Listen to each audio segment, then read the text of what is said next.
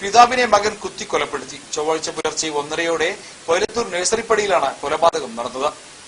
നഴ്സറിപ്പടി സ്വദേശി അടിമപ്പറമ്പിൽ മുഹമ്മദ് എന്ന ബാവയാണ് മകന്റെ കുത്തേറ്റ് മരിച്ചത്. 58 വയസ്സായിരുന്നു. പ്രതി റിയാസ് കൽപ്പകഞ്ചേരി പോലീസ് സ്റ്റേഷനിലെത്തി കീഴടങ്ങുകയായിരുന്നു. 40 വർഷത്തെ പ്രവാസ ജീവിതം മതിയാക്കി 6 മാസം മുമ്പാണ് ബാവ നാട്ടിൽ സ്ഥിരതാമസമാക്കിയത്. വീട്ടിലും നാട്ടിലും സ്ഥിരം പ്രശ്നക്കാരനായ റിയാസ് വാക്കുതർക്കത്തിനിടെ പിതാവിനെ കുത്തുകയായിരുന്നു. മരണം ഉറപ്പാക്കിയ ശേഷമാണ് പ്രതി കൽപ്പകഞ്ചേരി സ്റ്റേഷനിലെത്തി കീഴടങ്ങിയത്. സംഭവത്തിനു ശേഷം അരമണിക്കൂർ കഴിഞ്ഞാണ് നാട്ടുകാർ വിവരമറിയുന്നത്.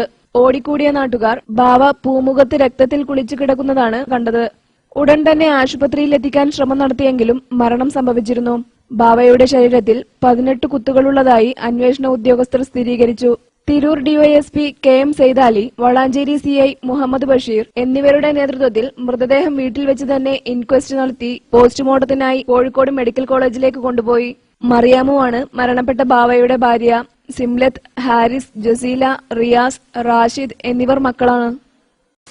ഞെട്ടലോടെയാണ് നഴ്സറിപ്പടി ഗ്രാമം ചൊവ്വാഴ്ച ഉറക്കമുണർന്നത്. അറും കൊലയുടെ വാർത്തയറിഞ്ഞ് നിരവധി പേരാണ് അടിമപ്പറമ്പിൽ വീട്ടിലേക്ക് ഒഴുകിയെത്തിയത്. സൽസ്വഭാവിയും നാട്ടുകാർക്ക് ഏറെ പ്രിയങ്കരനുമായിരുന്ന ബാവ മകന്റെ കൊലക്കത്തിക്കിരയായെന്ന വാർത്ത ഞെട്ടലോടെയാണ് നാട്ടുകാർ ശ്രവിച്ചത്. അറിഞ്ഞവർ നഴ്സറിപ്പടിയിലേക്ക് ഒഴുകിയെത്തി. സ്ഥിരം പ്രശ്നക്കാരനായ റിയാസ് നിസ്സാര കാരണത്തിനാണത്രേ പിതാവിനെ 18 തവണ കുത്തിയത്. 40 വർഷത്തെ പ്രവാസ ജീവിതത്തിനു ശേഷം നാട്ടിൽ താമസമാക്കിയ ബാവയുടെ ദാരുണ മരണം നാട്ടുകാരെയും ബന്ധുക്കളെയും കണ്ണീരിലാഴ്ത്തി.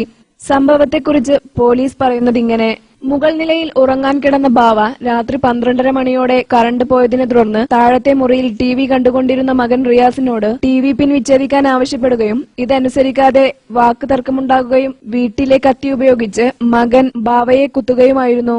ബഹളം കേട്ട് മുറിക്കുള്ളിൽ നിന്നും ഓടിയെത്തിയ ബാവയുടെ ഭാര്യ മറിയാമുവിന്റെ നിലവിളി കേട്ടാണ് മരുമക്കൾ ഓടിയെത്തിയത്. അപ്പോഴേക്കും പിതാവ് നിലത്ത് വീണിരുന്നതായി മകൻ പോലീസിന് നൽകിയ മൊഴിയിൽ പറയുന്നുണ്ട്. ഉടൻ തന്നെ റിയാസ് വീടിന് പുറത്തിറങ്ങിപ്പോയതായും മകൾ മൊഴി നൽകി.